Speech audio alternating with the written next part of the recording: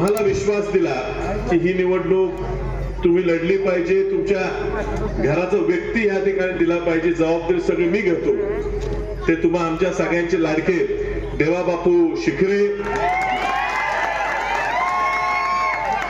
सर्व उमेदवार आलेले त्यांचे सर्व कार्यकर्ते आणि सर्व प्रमुख, आता कुणाचं एका चुकून नाव राहिलं असेल तरी क्षमा असावी. या ठिकाणी ह्या परिसरातील उपस्थित 11 नंबर प्रभागाचे सर्व मतदार बंधू भगिनी मित्र, सर्वात प्रथम तर मी तुमच्या सगळ्यांचा पुन्हा आभार मानतो. तुम्ही घरचा म्हणून मला मतदान दिलं आणि मला त्या ठिकाणी दिल्लीत सांगलीचा आवाज हा दिल्लीच्या लोकसभेच्या सदनात गाजवायची संधी दिली. आणि त्याचबरोबरीनं आज मी आपल्या पक्षात प्रवेश करत असलेल्या दीपक माने, अक्षय पाटील व त्यांच्या सर्व सहकाऱ्यांचा मी मोठ्या मनानं ह्या ठिकाणी काँग्रेस पक्षात स्वागत करतो. एक कुटुंब म्हणून सातत्याने ह्या प्रभागातल्या लोकांना वागणूक द्यायचा माझा प्रयत्न राहिलेला आहे. आणि म्हणून अक्षय कुठल्या पक्षात आहे, भाजपचं काम करतो म्हणून कधीही आमच्याकडून त्याला दुजो भाव, वाईट वागणूक कधी मिळाली कधीच. आणि दीपक सुद्धा पळून, आमची निवडणूक आली तर पळून भाजपचं काम करणार, आमच्या विरुद्ध काम करायचा. मात्र तो त्याचा विचार आहे, त्यांनी त्या पक्ष निवडला आहे आणि त्यामुळे तो आपल्या भागातला आपला शेजारी आहे आणि त्याचा मान सन्मान झाला पाहिजे या भावनेनं त्याला सुद्धा आम्ही सारखं जवळ आपल्या आणायचा प्रयत्न करतो. आता योगायोगानं ह्या निवडणुकीच्या निमित्तानं की आमच्या जिव्हाळ्याच्या जवळ असलेली लोक जी काही कारणाने लांब गेली होती ती ह्या निमित्तानं आमच्या जवळ आलेली आहेत आणि त्यामुळे त्या दोघांचं मी मनापासून स्वागत करतो आणि तुमचा आभार मानतो की तुम्ही मला ह्या परिस्थितीत आमच्या सोबत तुम्ही येताय. दीपकराव, तुम्हाला सुद्धा आमच्या काही कारणांमुळे खूप त्रास झाला ह्याचा मला अनुभव आहे, मला माहिती आहे, मी साक्षीदार आहे. आता मी तुम्हाला या ठिकाणी आश्वासित करू इच्छितो की तुम्हाला जेवढा आमच्यामुळे त्रास झाला असेल त्याच्या 10 पटीनं प्रेम तुम्हाला येत्या काळात आम्ही तुम्हाला देऊ. काम करणारा सच्चा कार्यकर्ता कसा असतो, कसं मान खाली घालून आपल्या लोकांची कामं करतो हे उदाहरण तुम्ही दिलेलं आहे. आणि ह्या ठिकाणी जी भाजप काहीच नव्हती ती थोडीफार वाढली, त्याचं कारण फक्त तुम्ही वैयक्तिक स्तरावर लोकांची जाऊन कामं केल्याचं आहे. आणि एवढं करून सुद्धा तुमची चीज त्या पक्षात झाली नाही हे बघून निश्चित आम्ही विरोधक असून सुद्धा आम्हाला त्या ठिकाणी वाईट वाटतं. आणि म्हणून तुम्ही आज हा निर्णय घेतला आणि मी बाळासाहेब आम्ही दोघांनी तुमची भेट घेतली आणि त्यावेळी तुम्हाला आश्वासित केलेलं आहे की तुम्ही आमच्याकडे आलाय, तुमचा मान सन्मान होणारच, पण तुमच्याकडनं आमच्या खूप अपेक्षा. त्या फक्त प्रभागापुरत्या नाही, त्या महापालिका क्षेत्रापुरत्या नाहीत, पण अखंड ह्या सांगली जिल्ह्यात काँग्रेस पक्ष वाढवण्याचं आणि सामान्य कुटुंबातल्या सामान्य माणसाची कामं करणं. वैयक्तिक कामं असतील, बाळासाहेब मुद्रा लोनच्या माध्यमातून एवढ्या लोकांना ह्या माणसाने कर्ज उपलब्ध करून दिले.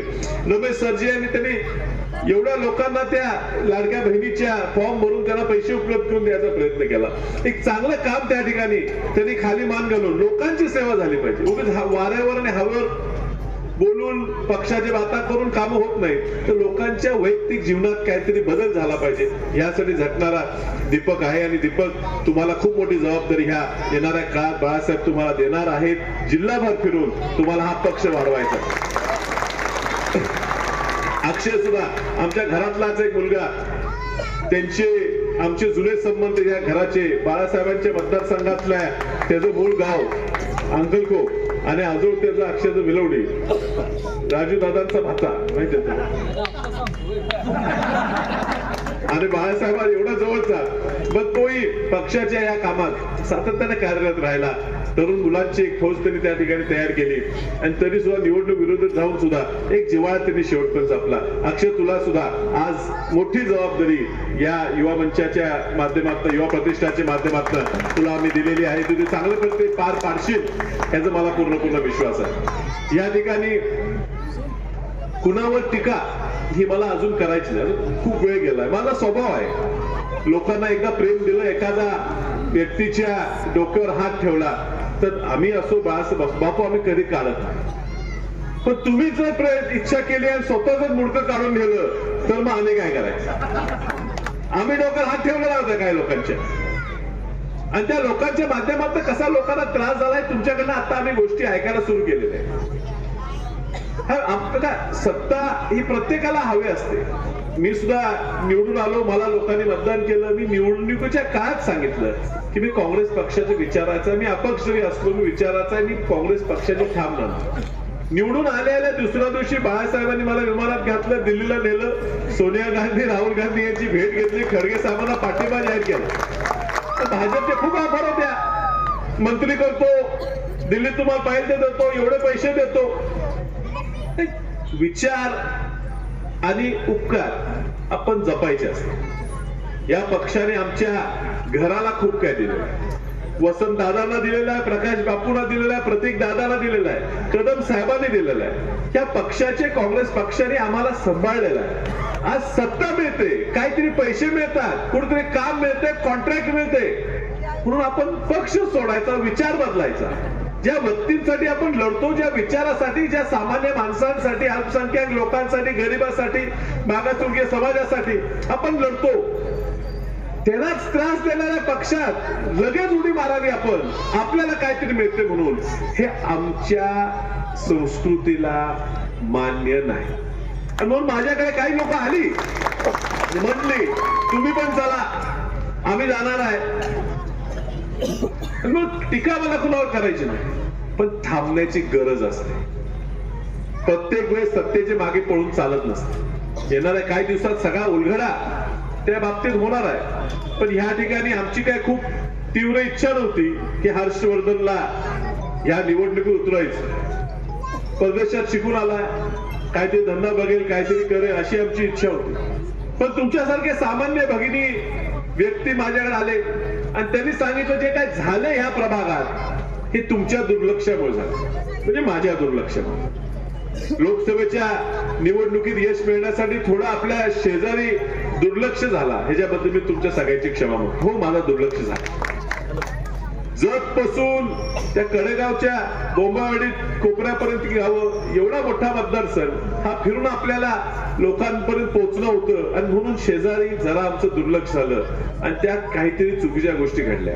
आता ही निवडणूक लढण्यासाठी आमच्या घराचा एक व्यक्ती त्या ठिकाणी द्यावा लागणार, म्हणून आम्ही आमचा हर्षू, तुमचा हर्षू, हर्षवर्धन वगैरे तुम्ही म्हणत होतो, तुमचा हर्षूच आहे, तुमचाच पोरगा आहे, तुमच्या घरातला पोरगा आहे.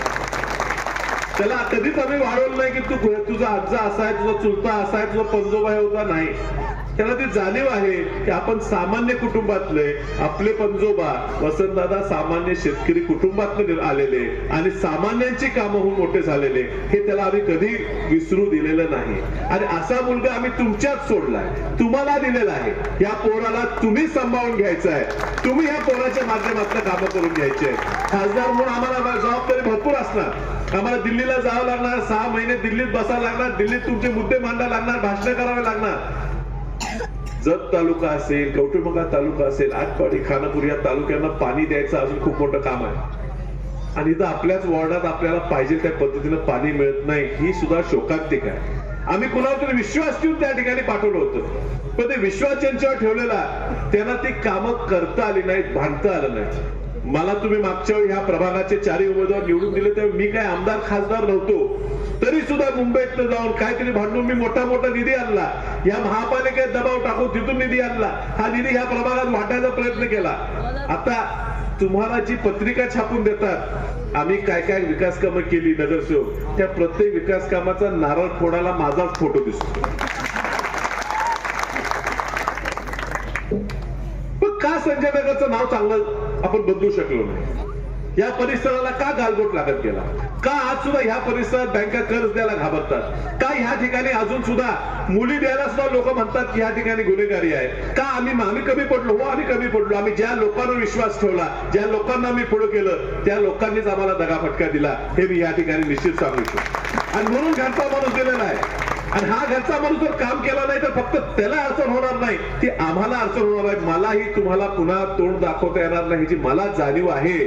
मला सुद्धा तुमच्याकडे पुढे विधानसभा असेल, लोकसभा असेल, तर माझ्या पुतण्यानं काम केलं नाही, आमच्या पोरांनी काम केलं नाही, तर मलाही तुमच्या पुढे येता येणार नाही. माझी जाणीव आहे. ही जाणीव असून आम्ही आमच्या पोराला तुमच्या पदरात घातलेला आहे. या पोराची जबाबदारी आहे की ह्या येणाऱ्या 5 वर्षात हा संजय नगरचा जो 11 नंबर प्रभाग आहे, हा ह्या सांगली महानगरपालिकेतला सगळ्यात विकसित प्रभाग केल्याशिवाय आम्ही शांत असणार.